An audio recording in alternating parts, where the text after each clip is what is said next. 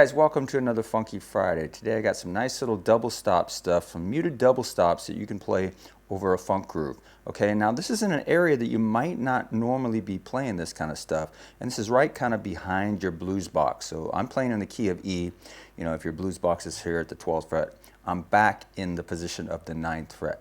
And what I'm doing is I'm starting by barring the first finger across the A and D string at the 9th fret there.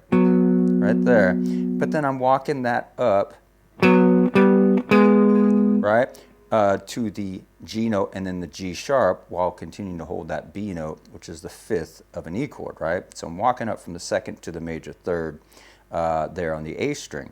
And this is right after beat 4, so this is 1, 2, 3, 4, last 3 16th notes. And I'm palm muting this, and they're all down picking direction, all right? 1, 2, 3, 4. All right, so then I'm going to be into the next measure. I'm going to let the first 16th note of beat 1 go by, and then I'm going to play this figure.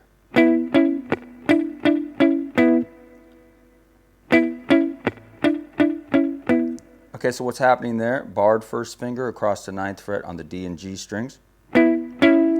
Go on up to the 11th fret with the 3rd finger, the C sharp note. Dead strings, or just muted strings, release pressure. And then up to the flat 7. So it's a combination of your 5th, your 6th, and your flat 7 while holding the root up there. And hit that twice. And then come back down. Still palm muted.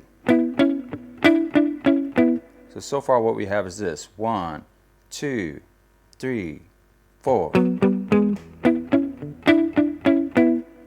Again. And then what you're going to do to kind of round it out there is you're going to go back down to the A and D strings, and you're going to hold this, which is the 3rd and flat 7 of E. So the major 3rd right down there, the G sharp, the D note, and you're going to hit that, slide down, what I call sidestepping, slide down a fret and come back. So all together we have this: 1, 2, 3, 4.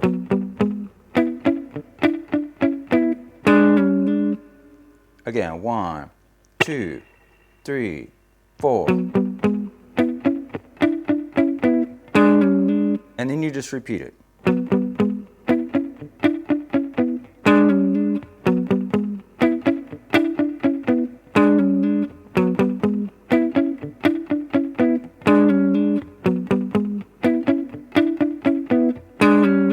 Okay, let's speed it up a little bit. 1, 2, 3, 4.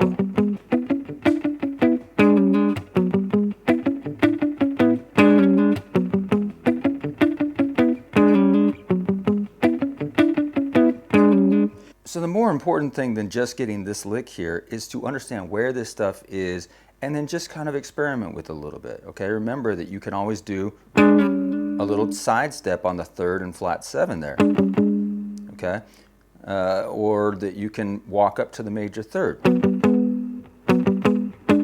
And those things live right next door to each other. And then you also have that combination of the root with the 5th, the 6th, and the flat 7. So if you then know that all these things live kind of back in this space, and you kind of want some low end type of, muted stuff happening, just put on a loop of, whatever your root is over a little groove, and then just experiment with a little bit.